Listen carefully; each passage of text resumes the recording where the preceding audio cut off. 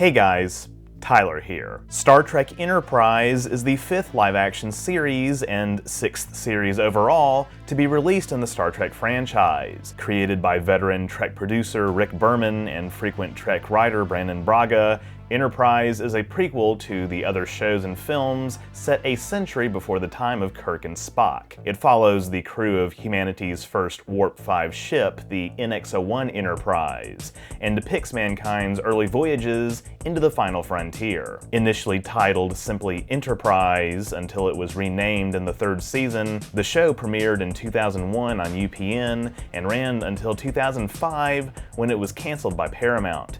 Though it didn't get as many seasons as The Next Generation, Deep Space Nine, or Voyager, it has nevertheless left a major impact on the franchise. Enterprise's unique approach to storytelling, combining the standard Star Trek exploratory format with story arcs and critical examinations of concepts like the Prime Directive, has been divisive among fans. For years, I've been a champion of the idea that Enterprise is underrated. But does it hold up that well in the 2020s? In this video, I'll attempt to answer that question while also cataloging Enterprise's contributions to the overall lore of the franchise. Let's get started. Before we dive in, a word from today's sponsor, Architects of Fate. Hey, are you looking to build an adventure with friends? Well, I just might have the place for you. Architects of Fate is a Twitch channel that specializes in tabletop RPGs with an emphasis on interactive gameplay and storytelling, all for free. Just by jumping into chat, you can make the lives of the game master and players easier or harder. It's up to you. Not only do Architects of Fate play well-known tabletop RPGs like 5th edition D&D, but they also play less common RPGs like Star Trek, Star Wars, Conan, Aliens, and more, plus totally original games like Solar Patrol, and Bad Horse's Evil League of Evil with the two-headed DM. Architects of Fate even has community game nights with chat. They're always looking for new games to share with each other and invite you to play alongside them. The goal of each stream is to make sure every viewer and player gets their chance to contribute and shine. If you like Star Trek, check out Bajor Rising on Mondays, featuring an ad hoc team of junior officers on the Galaxy-class USS Odyssey. Players embark on official and classified missions in support of Bajoran independence during the Cardassian occupation. They discover the prophets may not be mythical, and another greater enemy may have plans for the sector. Join in to help weave tales of covert operations, moral dilemmas, and the struggle for freedom. Thanks to viewer requests, Architects has a new adventure story on alternating Mondays called Back in Business, featuring Ferengi traders making their way in a post-Dominion War galaxy under the edicts of Nagus Rom. Grand Nagus. There's also a Tuesday game called Strange New Playtest, set in the TOS era on the USS Challenger, and testing the new rules in the Star Trek 2nd Edition adventure, The Celestial Algorithm. Started in early 2019 by Chief Architect Nat Too Shabby, Architects of Fate continues his family's tradition of tabletop gaming and late-night storytelling by sharing the experience with everyone. So come watch and join a group of players to write new stories and forge new friendships. Architects of Fate can be watched live on Twitch or rewatched on YouTube at the links on screen and in the description below. Big thanks to Architects of Fate for sponsoring this video. Now, let's get back to it. Okay, before we dive in, I'll offer some background. Also, one of Enterprise's writers, Mike Sussman, follows me on Twitter, so I better be careful about what I say. I'm just kidding. I'm going to be fair, but I'm not going to hold back when I have something critical to say. And as always, there will be spoilers in this video, but given that the show went off the air before Hurricane Katrina, I hope you'll forgive me. Enterprise was conceived in hopes of revitalizing the Trek franchise during a time when Star Trek Voyager's ratings had begun to wane. The creators wanted Enterprise to be more modern, with the characters far removed from Gene Roddenberry's 24th century utopian vision and set within one of the least explored eras of the Trek timeline.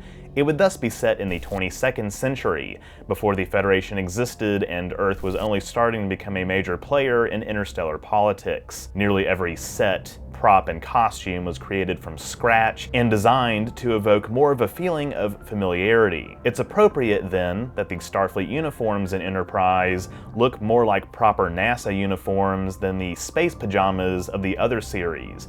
I'm just being funny. I actually love the colorful Starfleet uniforms. In fact, I have an entire video essay about the history of Starfleet uniforms that you should check out after you watch this video. Link in the description. Good, yeah, plug that shit. Yeah. Enterprise's pilot. Actually, it's the series premiere episode, not the pilot. Sorry, I mean the series premiere episode is Broken Bow. And of the many premiere episodes of the various Star Trek series, I think this one is incredibly effective. It naturally sets up a lot of what we need to know about this time period. Being that this is 100 years before the time of Kirk and Spock, relations between humans and Vulcans are rather tense.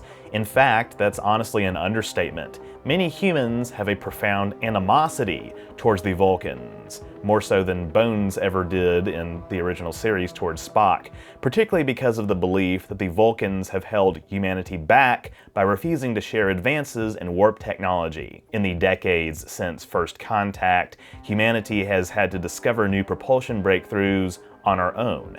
That said, as Saval remarks in a later episode of Enterprise, humans still got back on their feet much faster after flirting with nuclear Armageddon. In the early 2150s, the Vulcans still have a rather paternalistic attitude towards humans.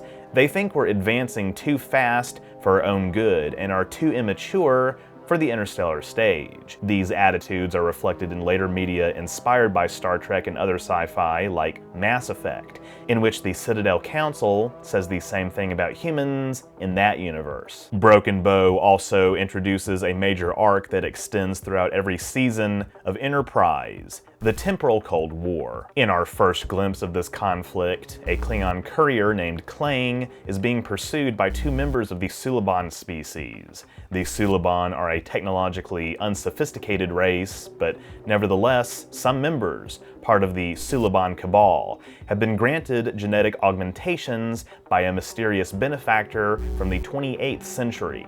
Klang is carrying information that proves the Cabal has been interfering in Klingon politics, and his attempt to outrun the Cabal results in human-Klingon first contact in a cornfield in Broken Bow, Oklahoma. Starfleet Command orders NX-01 Captain Jonathan Archer, played by Scott Bakula, to assemble his crew ahead of their scheduled launch and take Klang back to Kronos. Archer's father Henry designed the Warp 5 engine, and in an excellent scene where he meets with Starfleet top brass and a Vulcan delegation, he doesn't hold back his thoughts about humanity's alien overseers. We meet the other senior members of Archer's crew: Vulcan First Officer and Science Officer T'Pol, played by Jolene Blaylock, Chief Engineer Charles Trip Tucker III, played by Connor Trenier, Denobulan Chief Medical Officer Dr. Phlox, played by John Billingsley, Tactical Officer Malcolm Reed, played by Dominic Keating, Pilot Travis Mayweather, played by Anthony Montgomery, and Communications Officer Hoshi Sato, played by Linda Park. We also meet Archer's beagle, Porthos. In delivering Klang back to his homeworld, the mostly human crew visits places and interacts with alien species that challenge many human preconceptions about the galaxy. I'll meet you there as soon as I can. Archer, What are you doing? Leave the kid alone. Don't get involved. You see what she's doing? He's gonna suffocate. They're Lorelians. Before the age of 4, they can only breathe methyl oxide. The mother is simply weaning her son. This represents the seed of a theme that is frequently represented throughout Enterprise, which is that when this mostly human crew is visiting these strange new worlds, they're often going where someone has gone before. And often, our interference in alien affairs has, at best, unintended consequences, and at worst, disastrous results. Indeed, many Season 1 episodes like Civilization, Dear Doctor, and Detained explore how the crew approaches these situations during a time before the Prime Directive was a thing. Star Trek's Milky Way in Enterprise is a crowded and bustling galaxy like in the other series, but it also feels way bigger, especially since the ship physically can't travel as fast to various locations. Season 1 also establishes some other technological constraints that make for more interesting storytelling challenges, including using the transporter as a last resort rather than a go-to solution in various situations, the protein resequencer predating TOS's food synthesizers, Enterprise's lack of photon torpedoes and force fields, as well as using grapplers instead of tractor beams, among other limitations. This is where I think Enterprise's status as a prequel excels. Before we get into discussions about how X, Y, or Z thing in Enterprise might have violated canon, the existence of a prequel show in the Trek universe allowed the writers to examine various aspects of the mythos from a new perspective.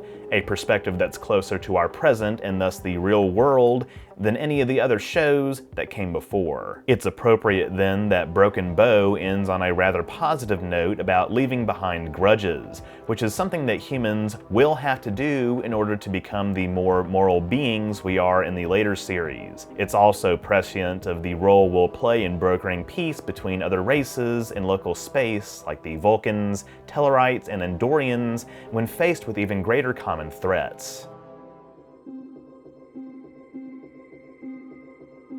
The first half of Season 1, for the most part, is filled with pretty engaging stories about first contacts, other new discoveries, and character relationships. Hoshi in particular has imposter syndrome, but over the course of the whole series, she becomes more and more adjusted to her role on the ship and long-term spaceflight in general. The Universal Translator in this era is a very new technology, and Hoshi's skills as a linguist are crucial on many missions. Travis's background is also fleshed out in episodes like Fortunate Son. We find out he's a boomer. No, not that kind of boomer, but a person who grew up on a starship during Earth's early colonization boom. But while episodes like Fortunate Son help give more depth to Travis's personality, ultimately the space boomer concept doesn't really go anywhere after that. Not even in the Season 2 episode Horizon, in which we meet Travis's family. That's right, in the second season we're already bringing in the characters' families to mine them for story material. Various other episodes do, however, give us in-universe insight to the origins of many Trek tropes, such as the Vulcan planetary designation Minshara class, later M class, in Strange New World. The episode Unexpected is an intriguing early outing, introducing the Xyrillian species who reproduce via electrical contact. When a Xyrillian vessel has engine trouble, Trip visits to assist with repairs and is impregnated by a female Xyrillian engineer in a holodeck-like environment. This episode is memorable for a number of reasons, but it's certainly got some dialogue that probably hasn't aged as well as the writers thought it would. And the way Trip's fellow crewmates react to him becoming impregnated by an alien could have been more sympathetic. That said, Trip's experience does serve as the basis for a similar experience by Rutherford in the Lower Decks episode, Caves. Season 1 introduces a redesign of the Andorian species, as well as the character Shran, played by frequent Trek guest star Jeffrey Combs, in a recurring role. During the Enterprise era, the Vulcans and Andorians have been in conflict for centuries. Both have claims on strategically located systems near each other's territories, such as the one containing Wayton, or as the Vulcans call it, Pon Mokar. And in the Andorian incident, Enterprise helps uncover a Vulcan listening station on their monastery planet Pajim. The frequent portrayal of Vulcan suspicion towards other species, as well as their demeanor in general, rubbed many fans the wrong way during Enterprise's early run. Many Vulcans have strayed away from the logic-based teachings of Surak, and the Vulcan High Command has become rather corrupt and abandoned its early legacy of true exploration. Mind melds are even considered taboo, as we learn in Fusion, a significant departure from familiar lore about this iconic alien species. A successful challenge to Vulcan's political status quo is depicted in a 3-part Season 4 episode, which brings things more in line with the Vulcans' familiar depiction in TOS and beyond. But more on that later. But in the meantime, T'Pol's more skeptical attitude tempering the more gung-ho approach of the NX-01's predominantly human crew is an interesting dynamic. It goes deeper than the jovial banter between Kirk, Spock, and McCoy in TOS. T'Pol is at first very uncomfortable around humans.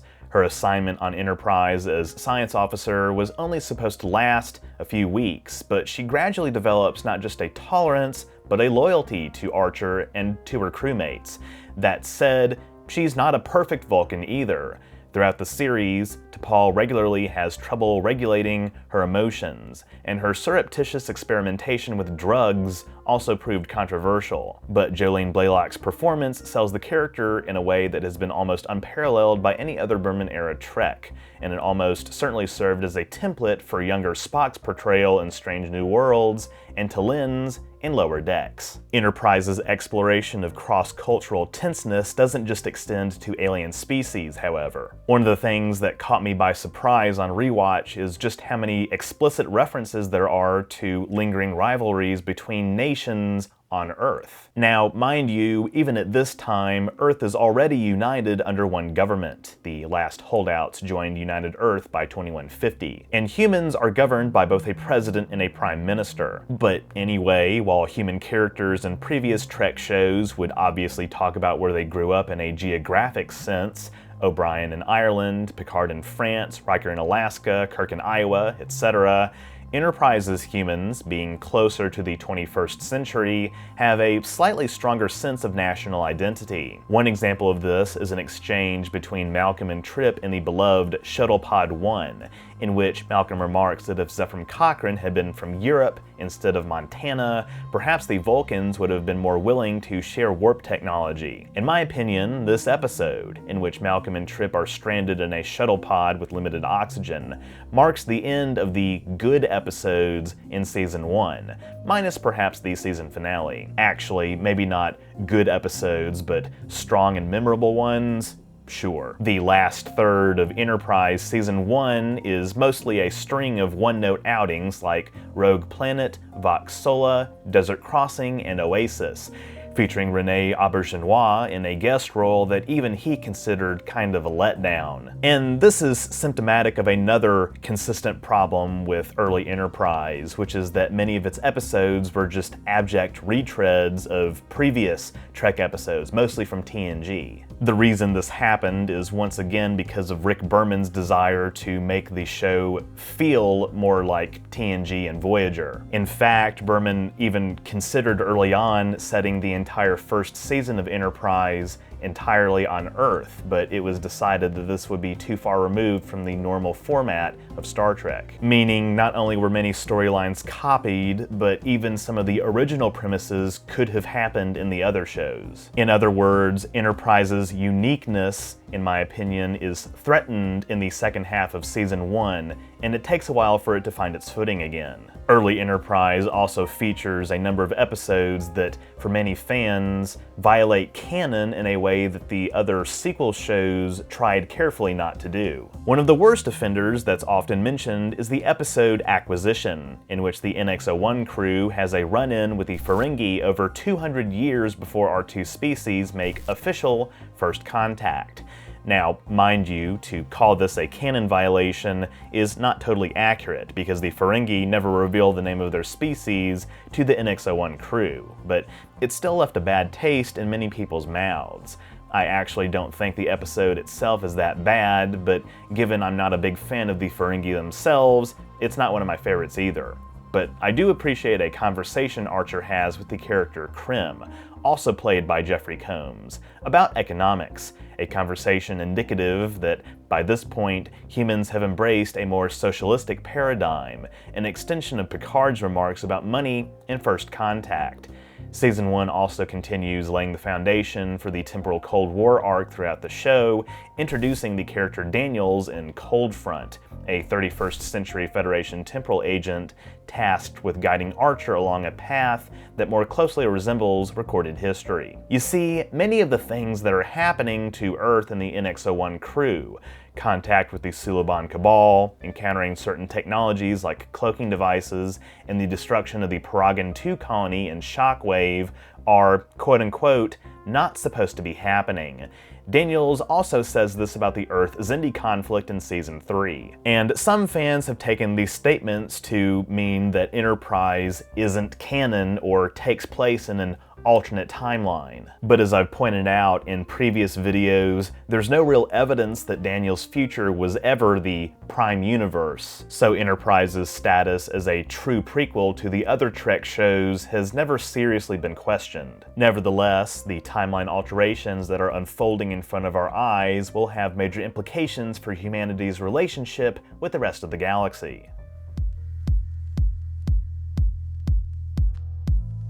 While Season 1 is a shaky start to Enterprise, many of its episodes do effectively demonstrate the shortcomings Trek humans exhibit on our way to becoming an interstellar species. We see some familiar aliens here and there, like the Nausicans, as well as species mentioned in TOS like the Malurians and Corydonites. Season 2 is much more episodic though, but it does offer some service to previously established story arcs like the Temporal Cold War, starting with the conclusion of Shockwave, Minefield, in which the crew encounters a cloaked Romulan minefield. Caused a bit of a stir when it first aired, since Balance of Terror describes Romulan cloaking devices as a relatively new development, although this mainly applied to Romulan ships rather than the apparent prototype technology depicted in Enterprise. And in keeping with canon, the Romulans are heard but not seen, since Balance of Terror also marks humanity's first visual contact with the Vulcans' long-lost brethren. That the Romulans and Vulcans are related is also not known until the 23rd century, though the name Romulan has become known to many spacefaring civilizations in the 22nd century due to the Star Empire's expansionism during this period.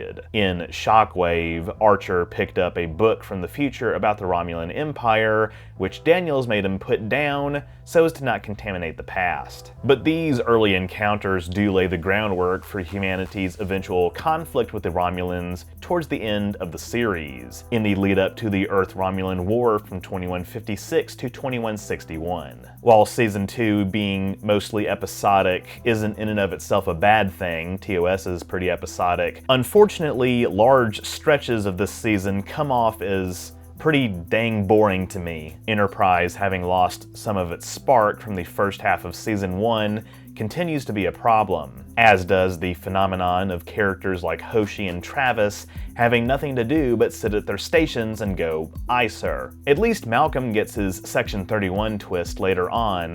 What you say?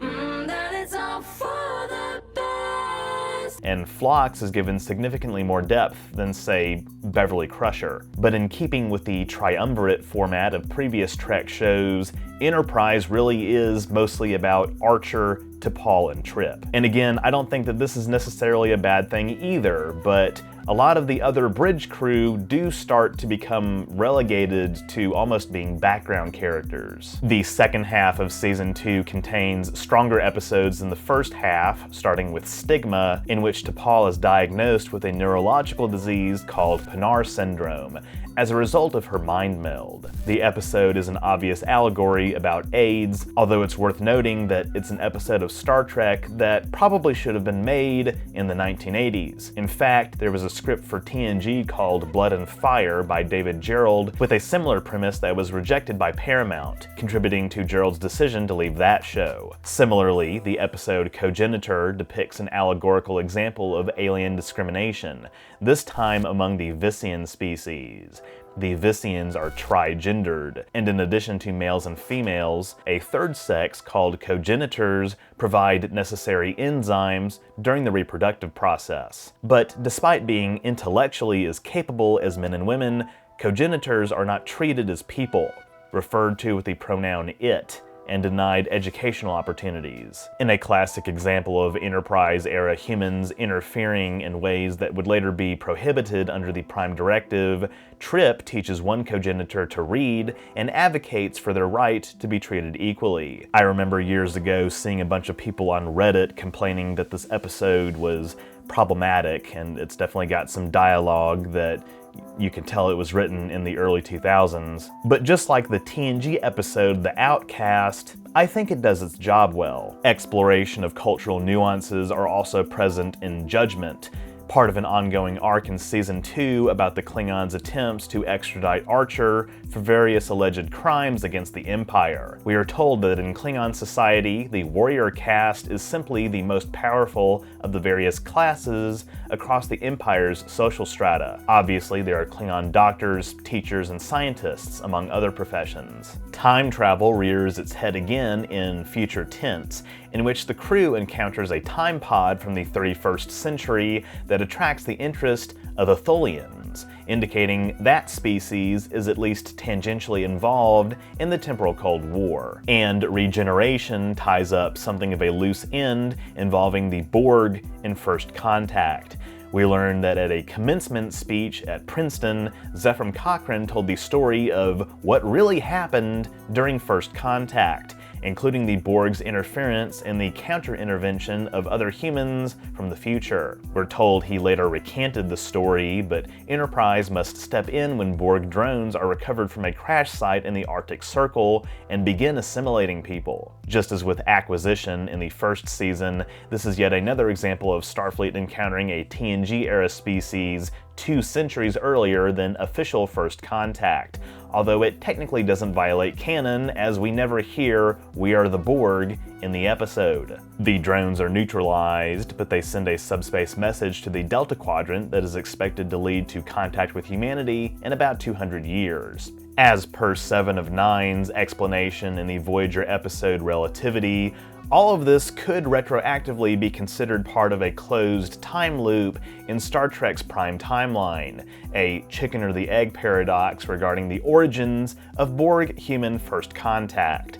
I also like to think that the incident in Regeneration and the events of Star Trek Generations Prologue, in which the Enterprise B rescues refugees from El Aria, led Starfleet Intelligence and/or Section 31 to keep a file on the Borg, preceding the development of countermeasures against them in the best of both worlds. By far and away, the longest running arc in Enterprise, and one of the most important ones, is the Xindi arc. Starting in the Season 2 finale, The Expanse, the Xindi arc serves as Enterprise's response to 9/11, which occurred shortly before the show premiered. In the opening of The Expanse, a probe enters Earth orbit and fires an energy beam that carves a swath of destruction from Florida to Venezuela, killing 7 million people. Among the deceased is Trip's sister Elizabeth, giving Trip a personal vendetta against the Xindi and resulting in emotional trauma that colors his characterization throughout the rest of the show.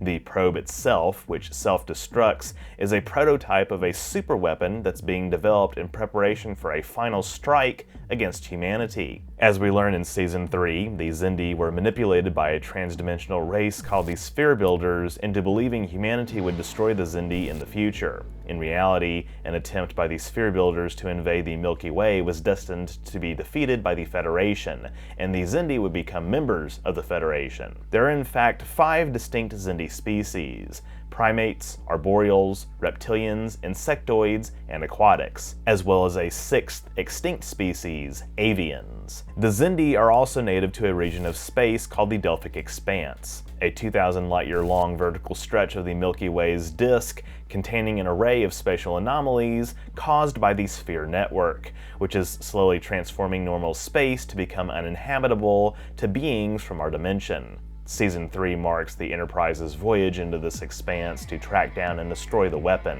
They're joined by MACOs, or Military Assault and Command Division soldiers. As we learn in Star Trek Beyond, after the formation of the Federation in 2161, the MACOs are disbanded and absorbed into Starfleet. Besides encounters with native species of the Expanse like the Orantaku, Skagerans, Trianans, and Illyrians, Season 3 delivers some of the most controversial aspects of the show to this day. Given the zeitgeist of the time that Enterprise was written, the height of the War on Terror, it's natural that the show would reflect that zeitgeist, just as previous Treks reflected the politics of their eras. But part and parcel of Enterprise's humans being more flawed than their TOS and TNG era counterparts, the crew, mainly Archer, engages in some acts that are just downright evil. On occasions, Archer personally commits torture to get information about the Xindi weapon. Normally, just depicting a character doing something like this wouldn't be a problem, even in Star Trek. I mean, after all, even the GOAT Benjamin Sisko, one of the most beloved Star Trek captains of all time,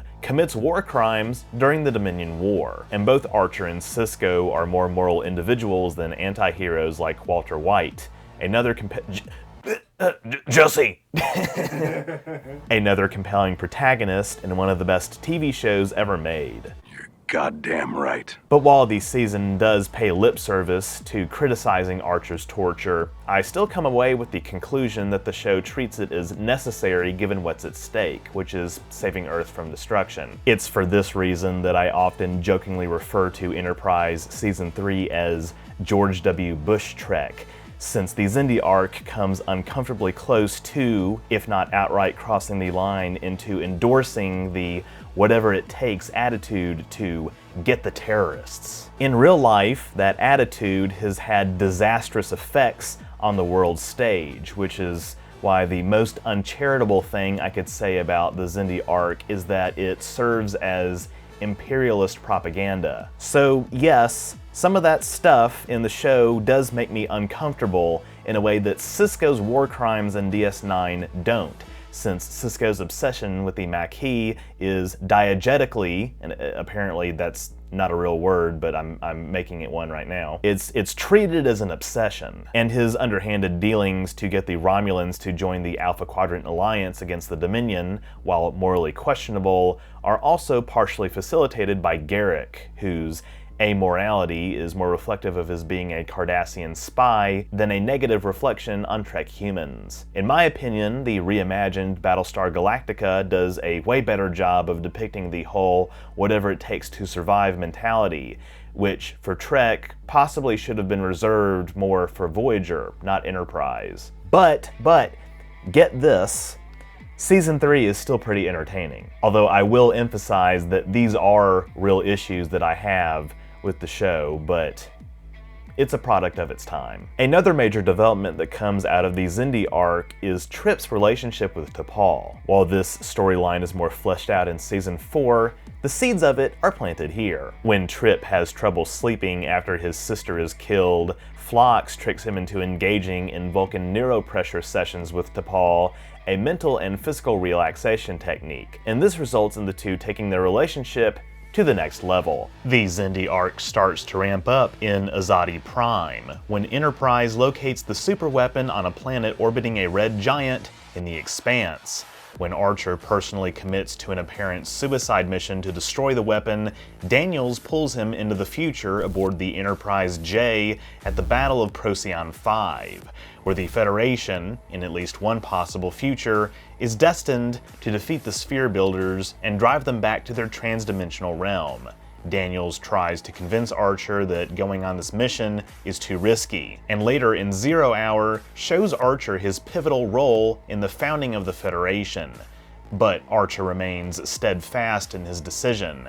Ultimately, his attempt to infiltrate the weapon is thwarted by the Xindi Aquatics, who send him back to Enterprise in an escape pod. The NX-01's Starfleet crew has help from the Andorians in engaging with the Xindi, such as in Proving Ground, another addition to the long list of debts owed and repaid between Archer and Shran. After Enterprise sustains major damage in a battle with the Xindi reptilians, Archer orders the crew to steal a warp coil from a passing Illyrian ship while giving them enough food and supplies for a 3-year sublight journey home. Man, it's a wonder the Illyrians ever joined the Federation after that. With the help of Shran, Enterprise destroys the superweapon on its way to Earth and also destroys the Sphere network for good.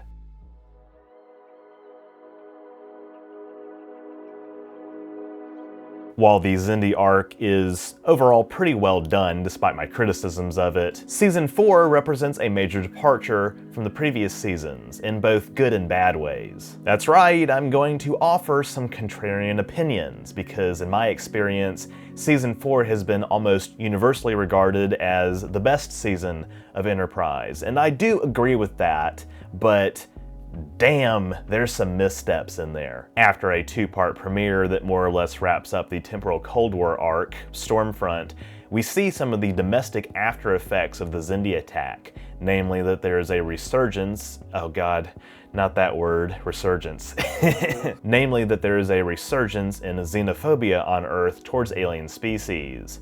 Phlox is the victim of harassment at a bar, and later on in the season, there's the two-part Demons and Terra Prime, depicting a terrorist threat from a human supremacist organization that, in many ways, I think, served as part of the inspiration for Cerberus and Mass Effect. Speaking of these 2- and 3-parters, Season 4 is filled with a lot of them. And this is one aspect of the show that works really well, and honestly one of my favorite things about Enterprise. As Minnie Koto became showrunner and frequent Star Trek novelists, Judith and Garfield Reeves-Stevens were brought on as story editors, Enterprise began exploring many areas of canon that one would more straightforwardly expect from a TOS prequel. And while I do think some of it is forced, which I'll get to in a minute, a lot of it is golden. Besides Stormfront, the first mini-arc in Season 4 consists of the episodes Borderland, Cold Station 12, and The Augments, and depict Eric Soong, an ancestor of Data's creator Noonien Soong,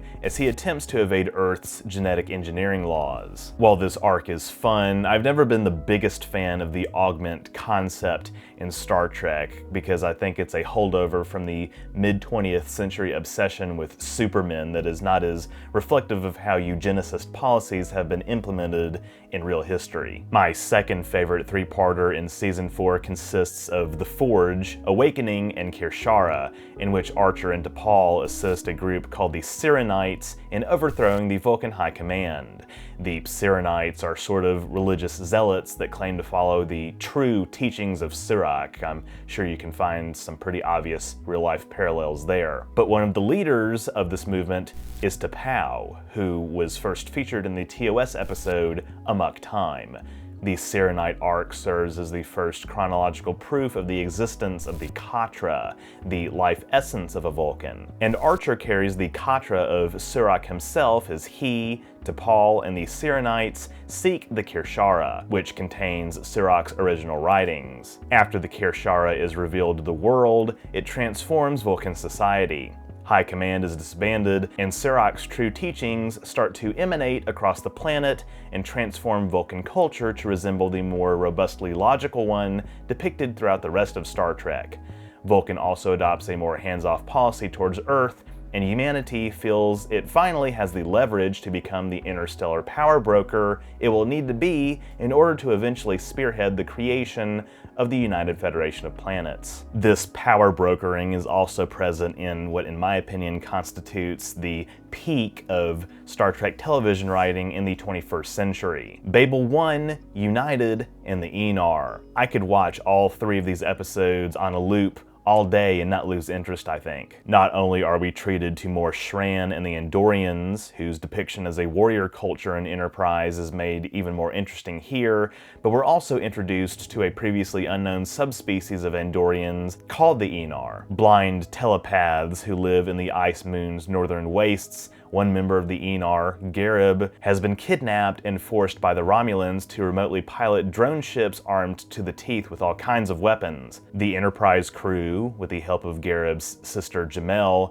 disables and destroys the drone ships. Garib is executed in the process, but Jamel and Shran seek comfort in each other after Shran also loses his partner, Talus, when she's shot by a Tellarite. Another creative way of having the NX-01 crew interact with the Romulans without violating canon. These episodes quite obviously served as setup for what could have become a Romulan war arc in Enterprise's 5th, 6th, and 7th seasons that were never made after the show got canceled. Enterprise Season 4 is filled with several other 2-parters, such as Affliction and Divergence, which feature the Klingon augment virus that serves as the canon reason for why Klingons have smooth foreheads in TOS. While I think these episodes are well written enough, I personally have never understood the reason to have an in-universe explanation for why the Klingons' makeup is different in TOS, because quite obviously they were just working with more limited makeup technology and a smaller budget. I mean,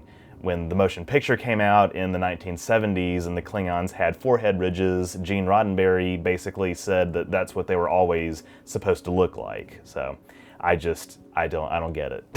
There's also In the Mirror Darkly, which ties together the Mirror Universe with the original series episode, The Tholian Web, and shows the fate of the USS Defiant from that episode. The Mirror Universe Tholians have brought it back in time from the Prime Universe, and Mirror Archer mutinies against Captain Forrest to act on intel that leads the ISS Enterprise to the Defiant. A series of Machiavellian events leads to Archer's death as well at the hands of Mirror Hoshi, who ascends to, by the way, hot, who, God, it's like 1:30 a.m.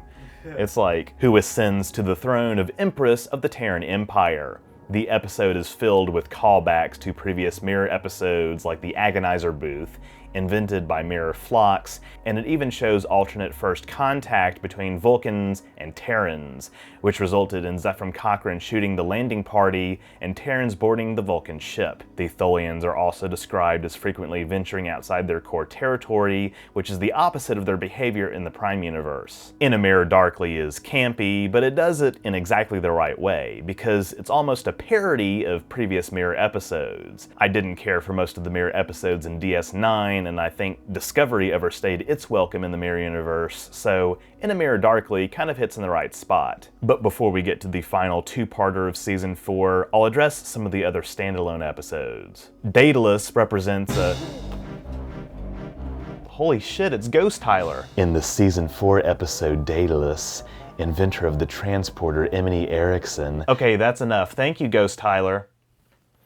But yeah, while this episode is interesting for lore about the transporter and its inventor, as well as predicting the invention of long-range transporting, it's not that great. I mean, there was a reason I picked it for that silly little Halloween video I made a few years ago. This episode is also a repeat offender of one of my biggest issues with Season 4, which is the frequent use of the Office-style zooms during dramatic situations. I can reverse the damage by cross-facing the stream. The transporter can't do that. I built the damn thing. Dad, let him go. No, There's nothing you can do for him. I can't let him go. I can't. I say Office style, although other dramatic series like Battlestar Galactica perfect this documentary-style cinematography. You know, like in real life. But in Enterprise, it just doesn't work.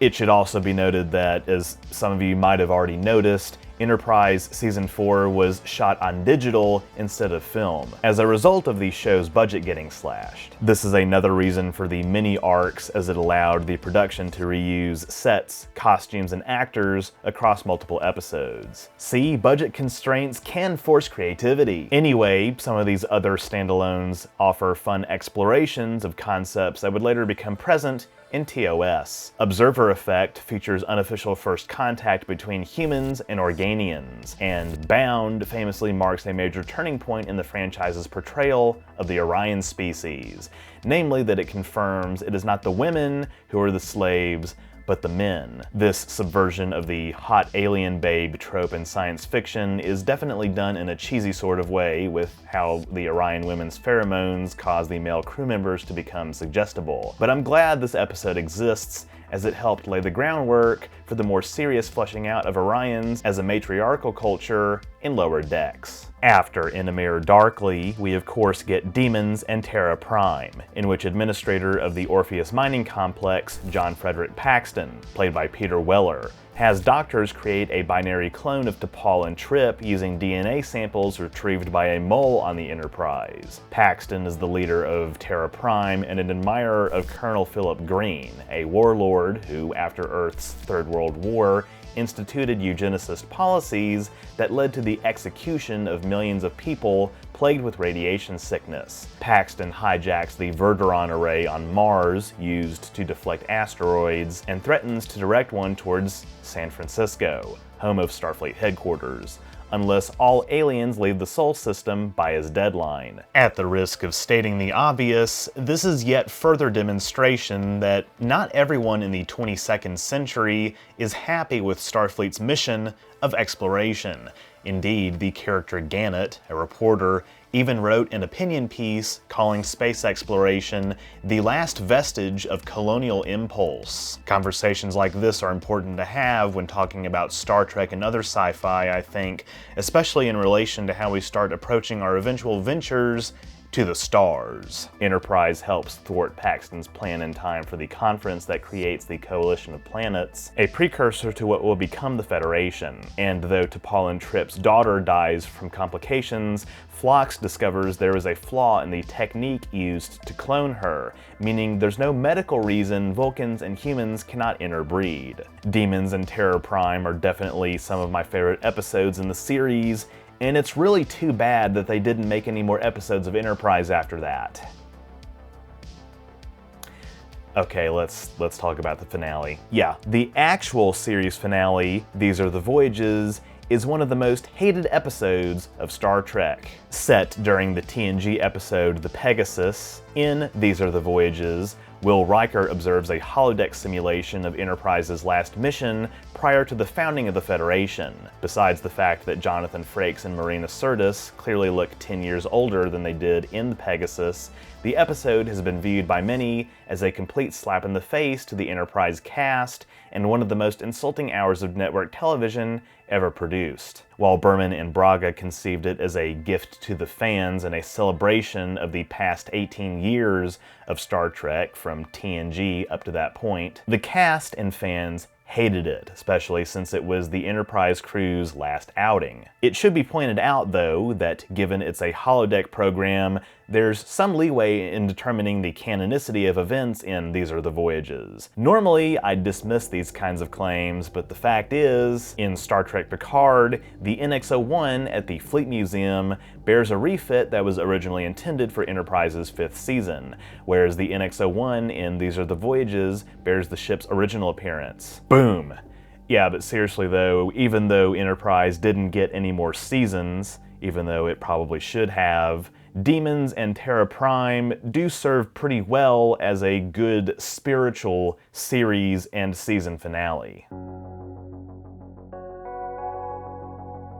While Enterprise does a lot of fun, interesting, and different things, a lot of it does feel like a weaker version of TNG. It's for these reasons that I can pretty comfortably say that I think Enterprise is overall a weak show, but it had some potential, and it was getting better in its 4th season before Paramount decided to cut it short. Additionally, I think the temporal Cold War probably would have worked better in a different show, because introducing time travel into a prequel is where you get all these weird questions about alternate timelines, and it's just straight up confusing. All in all, I still consider Enterprise to be a pretty middling Trek show, but my 5th favorite overall. I just don't think it reaches the heights of TOS, TNG, or DS9, nor do I think it has as many strong episodes. And I think Lower Decks has probably found its footing the fastest of any Star Trek since TOS in terms of the raw number of episodes.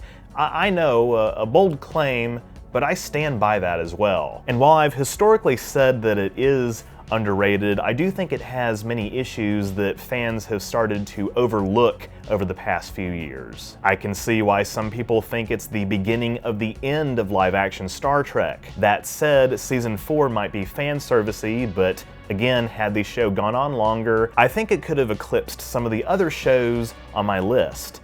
But what do you think? Let me know down in the comments. With that, thank you all so much for watching. If you enjoyed this video, be sure to leave a thumbs up down below and don't forget to share it. That stuff really helps me out. If you haven't subscribed yet, be sure to do that as well so you won't miss future uploads, and click the bell icon to receive all notifications. If you want to support my work even further, you can become a patron at patreon.com/OrangeRiver, link in the description, or become a YouTube member by clicking the join button on my channel page. I just want to give a quick shout out to all of my donors who allow me to bring on outside talent like editors to make more high quality content for you to enjoy. By becoming a patron or member, you also get access to awesome perks like behind the scenes photos and videos, patron and member only polls, name in the credits, merch discounts, and more. Or you can drop a one-time super thanks or PayPal donation. All are appreciated. Links to my PayPal as well as my social media and merch store are in the description too. That's all I have for this week. Live long and prosper. Bye.